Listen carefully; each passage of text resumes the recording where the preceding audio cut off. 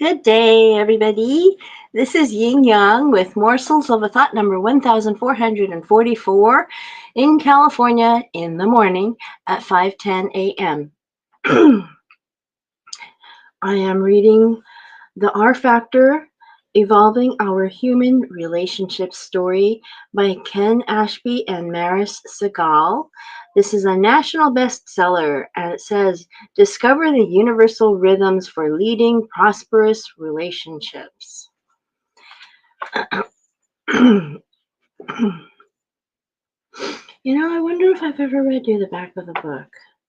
The back of the book? Have we ever read the back of the book? Somebody tell me. I don't remember if we have or not.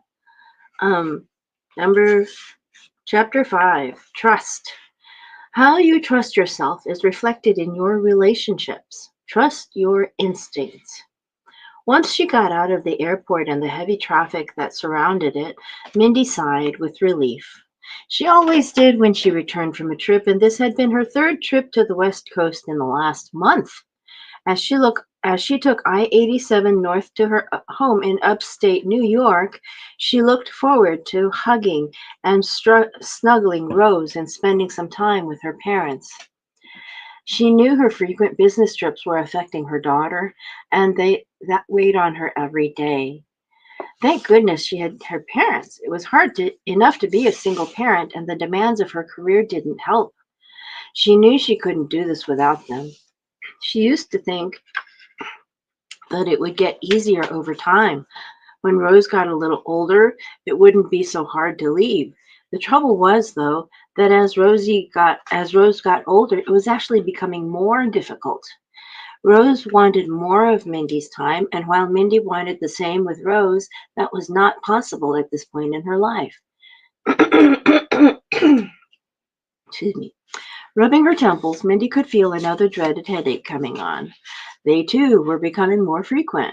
She knew the cure, though, and that was a couple days off work and the opportunity to catch up with some much needed sleep. Jet lag, hotel rooms, and late night concerts weren't conducive to a good night's sleep. As she rolled into her hometown where she'd lived since the day she was born, Mindy felt some of the tension ease. The sense of familiarity and normalcy of home was a welcome relief. It was definitely worlds away from the concert life and the lifestyle of rock stars and their adoring superfans. Rose ran to meet her as soon as she walked into the front door of her parents' house, where she and Rose had lived since their divorce. As she hugged since her divorce, sorry. As she hugged her daughter, Mindy was surprised that her eyes welled with tears. Using the back of her hand to wipe them away, she managed to keep her daughter from noticing, but it didn't escape her mother's watchful eye. She'd never been able to hide anything from her. They had always had a sixth sense about each other. What's wrong, honey? Her mom asked, genuinely concerned. Nothing, just a bit overtired and glad to be home. Seems the trips get longer each time, and at least they feel that way, Mindy said, attempting a weak smile. Picking Rose up and nose to nose with her, she asked, How about a book before bedtime? The next morning, the smell of pancakes and freshly brewed coffee drew Mindy to the kitchen for breakfast with her parents and Rose, who was already dressed for school. While the food was fabulous, the good morning mommy from Rose was the most delicious part. After Rose was safely on the school bus, Mindy and her parents talked over coffee. We're concerned that you work too hard. I wish you'd find a different job, something without so much pressure. It's not good for you to be crisscrossing the country all the time, and it's not good for Rose either, her mom said. It was the same discussion they'd had many times. However, this time something was different. Mindy was starting to agree with her. I get what you're saying, Mom, but where else would I go? What else would I do? This is what I know, and I do my job well, and the pay is great. Mindy's father chimed in. At what expense? While we love Rose dearly, she misses you, and we all know that her grandparents are no substitute for her mom. And when you are home, you're constantly getting the calls. You're constantly getting calls to deal with the latest emergency. It's nonstop. Can't someone else handle some of the things when you're those things when you're away from the office? How about Liz? Can't she do it? Her mom continued. Yes, Mom, Liz is excellent, and she does help me with a lot of things. It's just that there are some things that I prefer to do myself because I need to make sure. I know, you don't trust anyone else, and you need to make sure it's done perfectly, her mom interrupted. You've always been that way, and it's starting to wear on you, Mindy, and on each of us. You can't be it all and do it all. Nobody can. Why don't you take some time off and empower your team to succeed using everything you've taught them? Now is probably a good time to tell you that your dad gave notice of his official retirement. Mindy turned to her dad in surprise and hugged him. Wow, Dad, that's a bold step. We're thinking that we're going to start traveling this summer, her dad said. Mindy's mom jumped back in. That gives us time to plan for Rose's care, or better yet, it gives you time to plan to come with us. You can take some time off, and we'll make it a family adventure. We all know that you need a vacation. It's only been how many years? It would do you a world of good.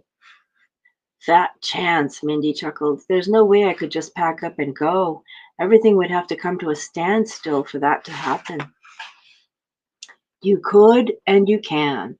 Trust me on that, her mom remarked. Mindy did trust her mother and, of course, her father. In fact, they were the only people she had trusted with Rose since she was born, almost 7 years prior. She didn't trust any other people with her daughter or with her professional responsibilities. At work, she held herself fully accountable for everything, even the most minor details. Even those staff members who had been with her a while since or more than even though staff members who had been with her a while were more than capable, Mindy took it upon herself to check and double check that everything had been completed, often to the frustration of her team. She also didn't trust anyone with her feelings. Mindy wasn't one to make close friends or even to have one confidant that she turned to. On a rare occasion, she connected with a mentor who opened the door to her career. As an only child, she was used to going at it alone.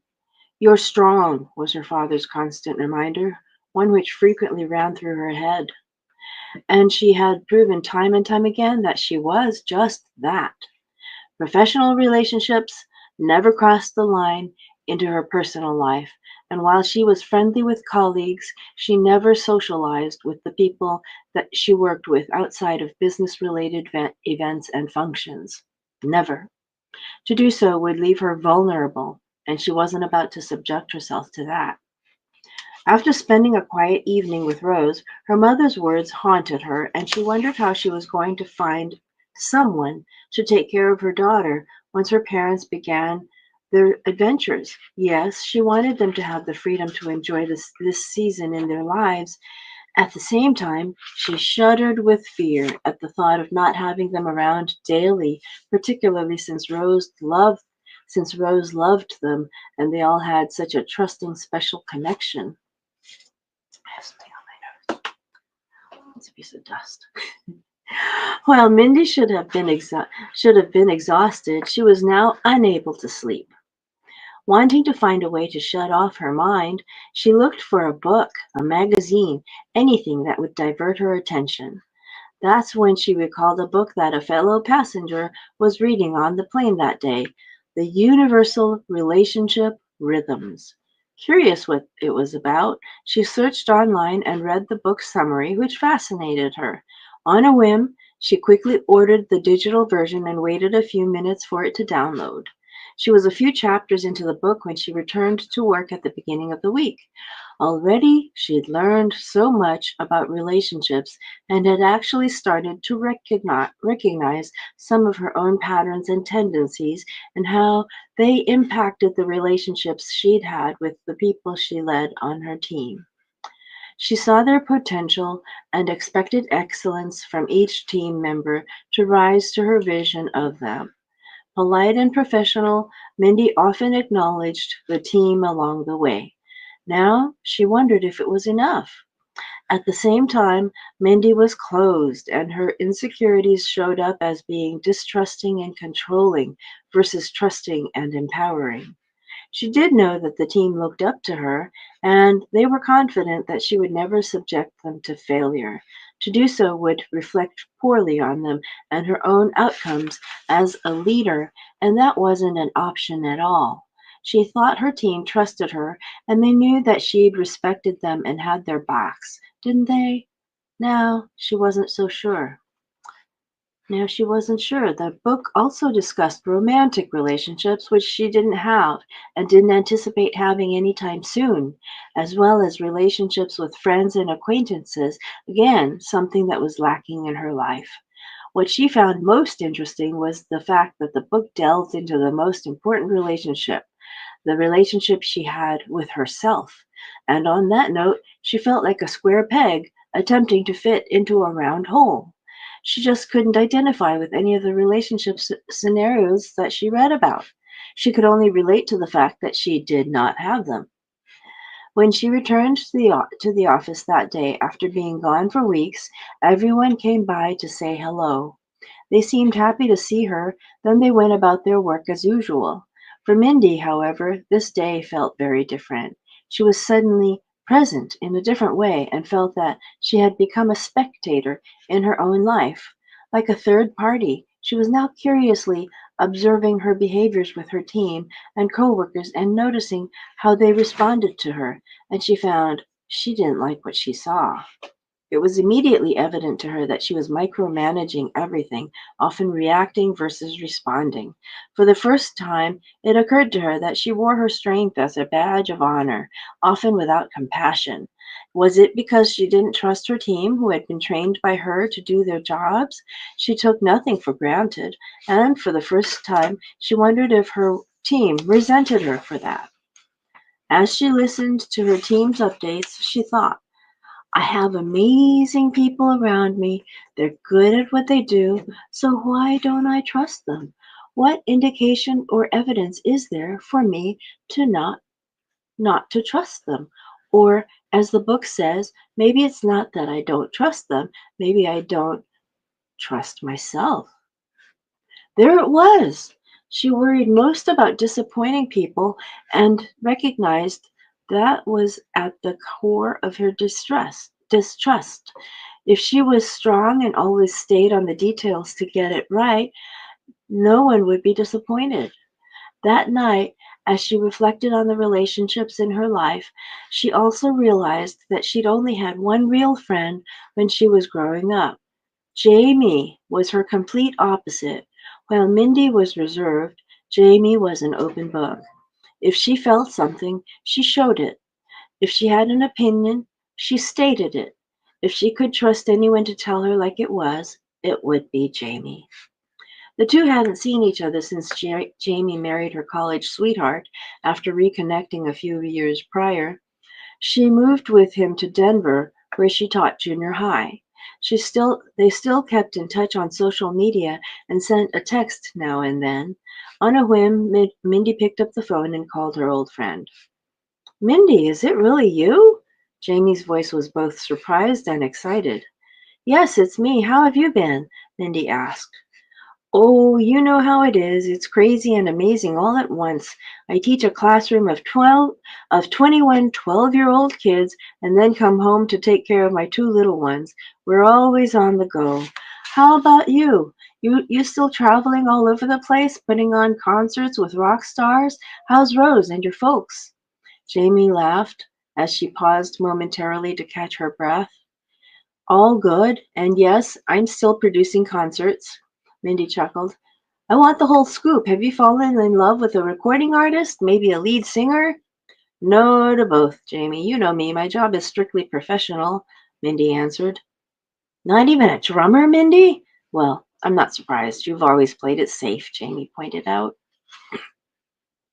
I'm not looking for a romantic relationship.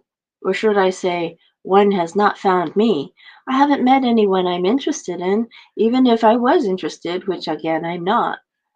That's because you're so guarded. Always have been. I'm amazed you let me into your life when we were kids, and you've always had an excuse. You're too busy studying, too busy working, too busy being Rose's mom.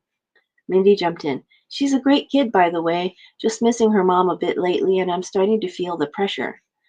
You need to get out and live a little. There's a whole world out there and a lot of people in it, including one for you, but you're still afraid to take a risk, allowing your past to rule you, Jamie said.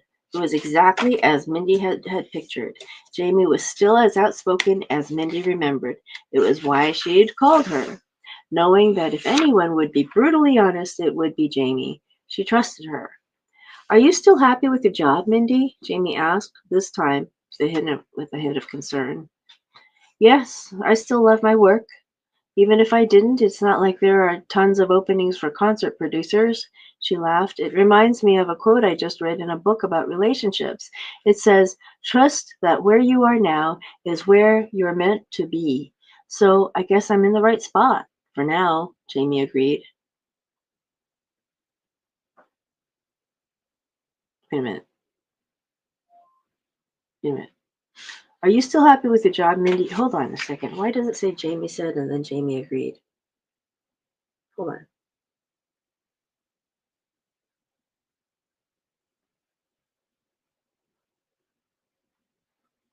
Huh. Okay. I'm sorry. I think there needs to be a paragraph. Yes, I still love my work, even if I didn't. It's not like there are tons of openings for concert producers, she laughed. It reminds me of a quote I just read in a book about relationships. It says, trust that where you are is where you're meant to be. So I guess I'm in the right spot for now. Jamie agreed. But where you're meant to be yesterday or today might not be where you're meant to be tomorrow, Jamie added. Change can be good. Have a little faith and trust that it can actually be positive. Look at me. I left everything I knew and moved out here and created a whole new life, and I wouldn't trade it for anything in the world. I'd love for you to have that too. Someday, Mindy replied softly. For now, I can't just up and leave my career or my home. Why not? Her friend challenged her.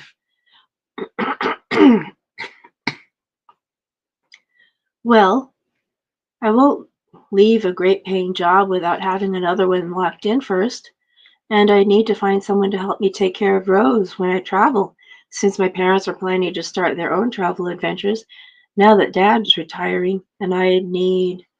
No, Mindy, you're wrong. You've spent your life and career showcasing and highlighting everyone else.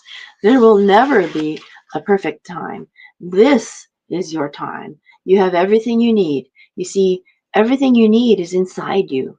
The rest will come. Trust me on that. Now, I'm not sure, but the fact that you called tells me something more is going on. Am I right? No, not really, Mindy replied, denying her friend's question, although Jamie could sense a lack of confidence in her voice. Okay, so you don't have to tell me what it is, but I will tell you the same thing I tell my students, Jamie said. What's that? I'm listening, said Mindy. Asked Mindy. Always trust your instincts. If something is telling you that you need to make a change or that something's not right, listen, respect it, believe it. Mindy, I know for a fact that when you are present and listen to your instincts, they will never fail you. That's how you've become the success that you are, and that's what kept you and Rose safe when you left Shane. Your instincts didn't steer you wrong then, and they won't do it now.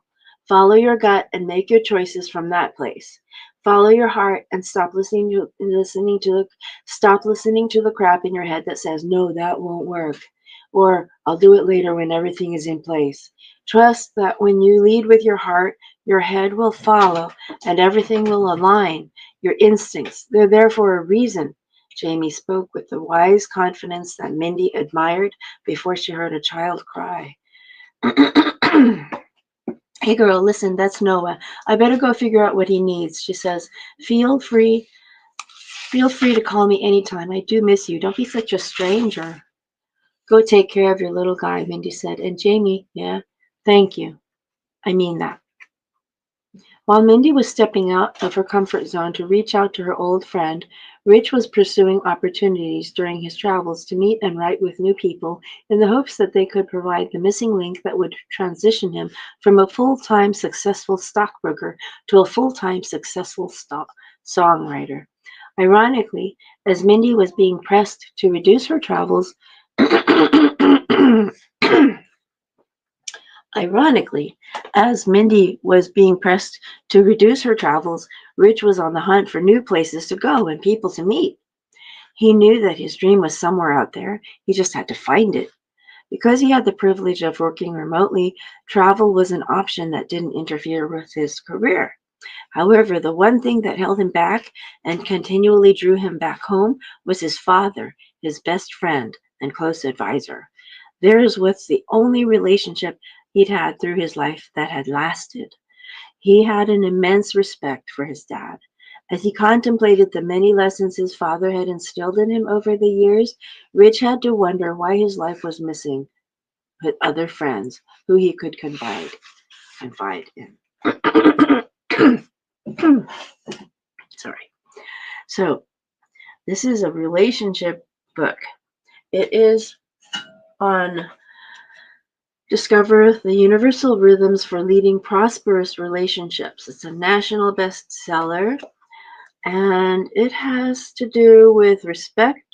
Mindy and Rich learn that when the four universal relationship rhythms are in sync, respect, responsibility, reframing, and resilience, the business prospers and life is thriving. Okay, so that's what we've got for today. And this is Sunday. Let me take a look at the time right now. We've got half a minute left. And, I have a few hungry faces looking at me at the moment.